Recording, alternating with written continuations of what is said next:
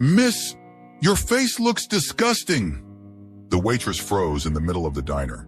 Her hand trembled, water spilling onto her skirt. Laughter erupted from a nearby table. The scars on her cheeks stood out harshly under the fluorescent lights. She didn't speak, didn't react. But then, a teenage boy in the corner booth stood up, looked directly at them, and said exactly 6 words. "Have you witnessed injustice like this? Type yes if it broke your heart too." Welcome to QH. Let's uncover what really happened. Emma Sullivan, 34, was a veteran who had served 2 tours in Afghanistan. 3 years ago, she had been caught in an IED explosion that left visible scars across her face and neck. A roadmap of survival etched into her skin. When she returned home, administrative jobs that matched her military experience mysteriously disappeared once employers saw her in person. After 6 months of rejections, Emma accepted a waitressing position at a small diner in her rural hometown. She needed to pay rent, and Dottie's Diner was the only place that would hire her.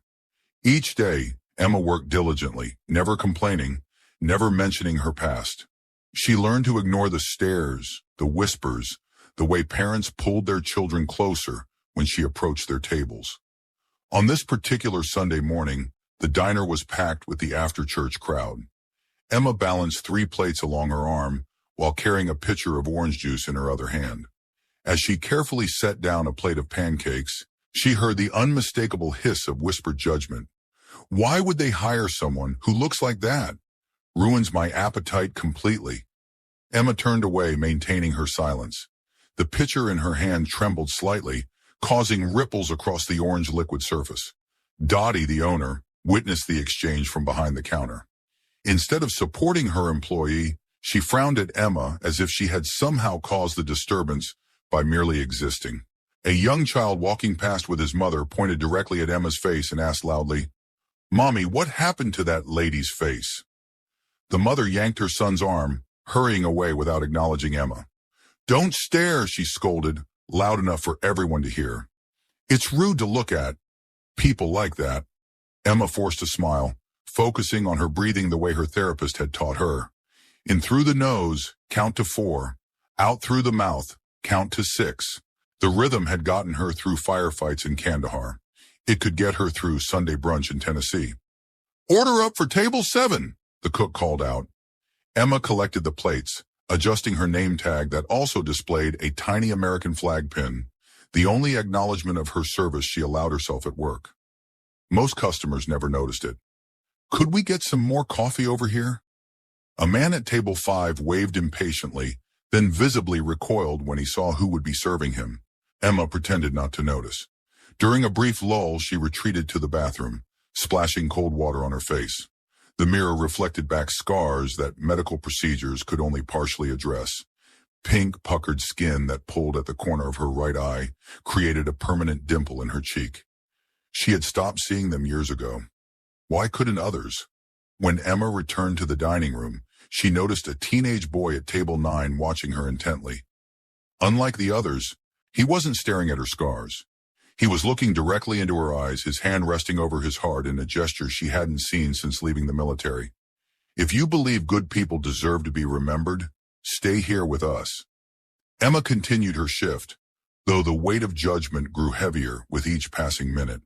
The whispers had become more audible, the stares more brazen. Even Melissa, the other waitress on duty, had started taking tables that should have been Emma's rotation. "Table 4 needs a refill," Melissa said, deliberately avoiding Emma's eyes. "But maybe I should take it. They seem particular." Emma understood the implication. "I can handle my section," she replied quietly, reaching for the coffee pot. As she approached table 4, an elderly man in a golf shirt looked up with undisguised disgust. "Isn't there someone normal who can bring our food?" The words hit Emma like physical blows. She had survived combat, but these casual cruelties still had the power to wound her. She lowered her eyes, mumbling an apology as her vision blurred with unshed tears. "I'm sorry for the inconvenience, sir. I'll see if someone else can assist you." The man's companion, A woman with expensive jewelry and a meticulously maintained appearance added, "It's just that we're trying to eat, you know. It's distracting." Emma nodded mechanically and retreated. 7 steps to the kitchen. That's all she needed to manage without breaking down. Dottie intercepted her behind the counter, pulling her toward the staff room. "Emma, honey, could I have a word?" The small office smelled of cigarettes and cheap air freshener. Dottie fidgeted with a stack of receipts, avoiding Emma's gaze. "Look, I value your work ethic. I do. But if customers are uncomfortable—" "I understand," Emma replied, her voice steady despite the crack forming in her heart. "You need to think about business. Maybe we could move you to kitchen duty, or evening shifts when it's darker and less crowded." Emma had once received a Purple Heart for bravery under fire. She had coordinated medical evacuations while bullets tore through the tent around her. Now she was being asked to hide in the shadows because her wounds made people uncomfortable. "I'll finish my shift," was all she said. Back in the dining room, Emma noticed the teenage boy at table 9 was still watching her. He looked about 16, with earnest eyes that seemed older than his years. Unlike the others, his gaze held no disgust, only a quiet intensity that Emma couldn't interpret. At table 8, a group of men in business casual attire were enjoying their meal when one noticed Emma refilling water glasses nearby. "Hey, Jim," one called to his friend, deliberately raising his voice. "Remember that horror movie we saw last week? The main character kinda looked like—" He jerked his head toward Emma. Laughter rippled through the group. One man had the decency to look uncomfortable, but he joined in anyway. What no one in the diner knew was that Emma's scars came from pushing 2 fellow soldiers away from an exploding vehicle. The official military report described her actions as extraordinary heroism in the face of grave danger. The explosion had killed 3 others instantly. Emma had dragged a wounded comrade 100 yards to safety, despite her own severe injuries. Now she accepted mockery with the same stoic resolve she had shown on the battlefield. The teenage boy at table 9 stood slightly, as if about to speak, then sat back down when his mother placed a gentle hand on his arm. His eyes never left Emma, watching as she endured another cutting remark, another deliberate snub. Emma didn't know that the boy was Tyler James, son of Captain Michael James, a soldier who had served in her unit. Tyler had grown up hearing stories about the brave medic who had saved multiple lives during their deployment. His father had shown him pictures of his unit, including one of Emma before her injuries, standing proudly in her uniform. Tyler had recognized her immediately, not from the scars, but from her eyes. The same determined eyes from his father's photographs. The same eyes that had looked out from the frame on their mantle for years. Have you ever seen someone mistreated and wished you could help? Comment below. The tension in the diner escalated when a new group entered and was seated in Emma's section. 4 men in golf attire, loud and demanding from the moment they sat down. "Hey, Scarface, can we get some service over here?" one called out, eliciting roars of laughter from his companions. Emma approached their table, notepad ready, her professional smile firmly in place despite the deliberate cruelty. "Welcome to Dottie's. What can I get for you today?" "What happened to your face?" another man asked bluntly. "Bar fight? Car accident?" "I can recommend the pancake special," Emma replied, ignoring the question. "Or our famous country breakfast comes with—" "I asked you a question," the man persisted, his voice dropping to a menacing tone. "What's wrong with your face?" The entire diner seemed to hold its breath. At the counter, Dottie pretended to be engrossed in the register. Melissa disappeared into the kitchen. "I was injured while serving in Afghanistan," Emma finally answered, her voice quiet but steady. "Now, about your order." "Afghanistan?" snorted one of the men, nudging his friend. "Probably working kitchen duty and spilled something on herself." "Woman in combat, what a joke." Emma's hand trembled slightly, causing her pen to scratch unevenly across her notepad. She had been a combat medic assigned to a forward surgical team, but explaining herself felt futile. "I'll give you gentlemen a moment to decide," she said, turning to walk away. "No, wait," one man called, deliberately knocking his water glass to the floor. "Look what you made me do with your shaking. Clean it up." Emma bent down to gather the broken glass, her cheeks burning with humiliation as she felt dozens of eyes on her back. Emma, enough! Dottie's voice cut through the silence as she emerged from behind the counter. That's it. You're making everyone uncomfortable. I need you to clock out. Emma stood, shards of glass still in her hands. I haven't finished my shift. I'm sorry, but it's just not working out. These disruptions are bad for business. Emma stood frozen, not from shock, but from the effort it took not to break down. She had survived worse than this, much worse. You're firing me because of how I look? The words escaped before she could stop them. I'm firing you because customers are complaining, Dottie replied, but couldn't meet Emma's eyes. The tension in the diner was suffocating. Some patrons looked down at their plates in shame. Others watched with morbid fascination. No one spoke up. It was at this moment that Tyler, the teenager from table 9, rose to his feet.